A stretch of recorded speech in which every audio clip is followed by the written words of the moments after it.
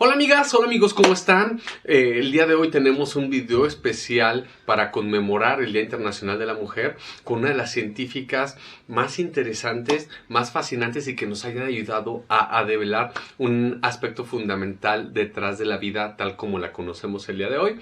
Vamos a hablar un poco del trabajo de Lynn Margulis.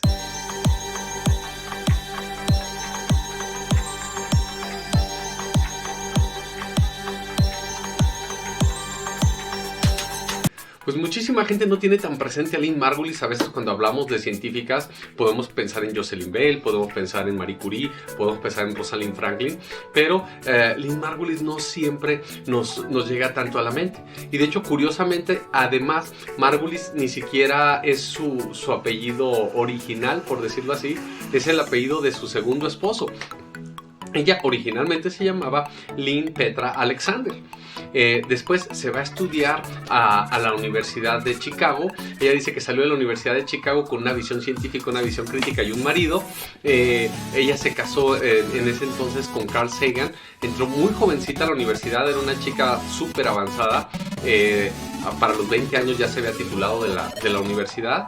Y inicialmente mucha gente la asocia como esa bióloga que fue la primera mujer de Carl Sagan, cuando, sin quitarle méritos a Carl Sagan, que es uno de los grandes divulgadores en la historia, creo que el aporte científico de Lynn es mucho mayor.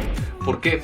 Porque ella, de entrada, nos ayudó a ver, obviamente no lo hizo todo ella sola, se apoyó en grandes avances que ya había desde la primera mitad del siglo XX, pero nos ayudó a ver que las células eucariotas, es decir, las células que tienen un núcleo, que son un poquito más complejas en su estructura comparada con las procariotas, que son las de bacterias y otros organismos semejantes, resultaron como de una evolución previa. Es decir, originalmente teníamos puras células procariotas, pero de repente las otras células, digamos, se empiezan a combinar en una sola, o una célula, digamos, se comió a otras células, y ahí es donde empiezan a hacer cierta complejidad, donde empezamos a tener un núcleo, tenemos mitocondrias, que son como la central energética de la célula. Para otro tipo de células vegetales tenemos cloroplastos.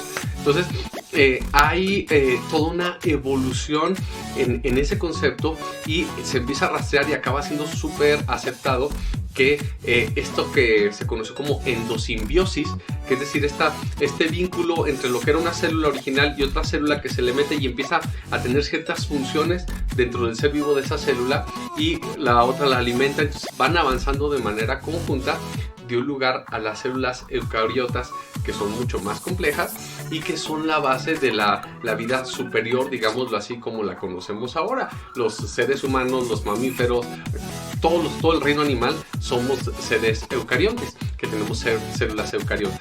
Entonces, el estudio de Lynn Margulis sobre la genética, o bueno, de Lynn Petra Alexander, sobre la genética y esta evolución y estos saltos a partir de las bacterias, nos permitió entender ese origen o esa gran transformación que dio origen a los seres vivos como nosotros.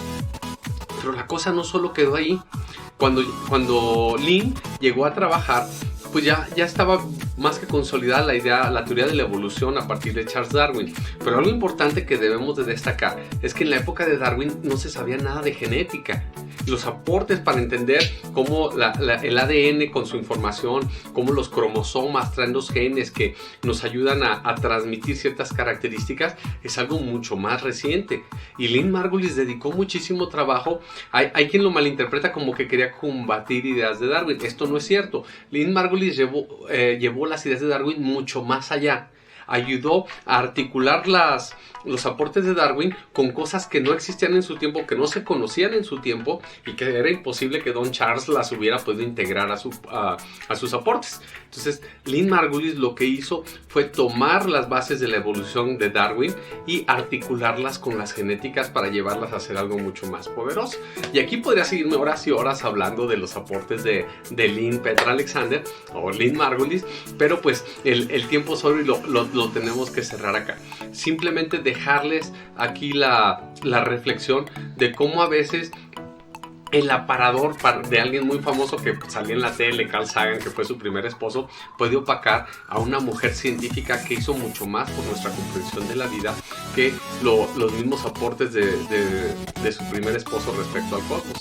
Y qué maravilla que en un día como hoy, como el 8 de marzo, podamos reflexionar sobre la importancia de estas mujeres que abren camino, que inspiran a niñas, a jóvenes, para no solo dedicarse a la biología o a la cosmología o algún otro tema que les apasione, sino que se den cuenta que pueden hacer lo que quieren en la vida, que como mujeres pueden transformar nuestra visión de las cosas y ayudarnos a ir mucho más lejos.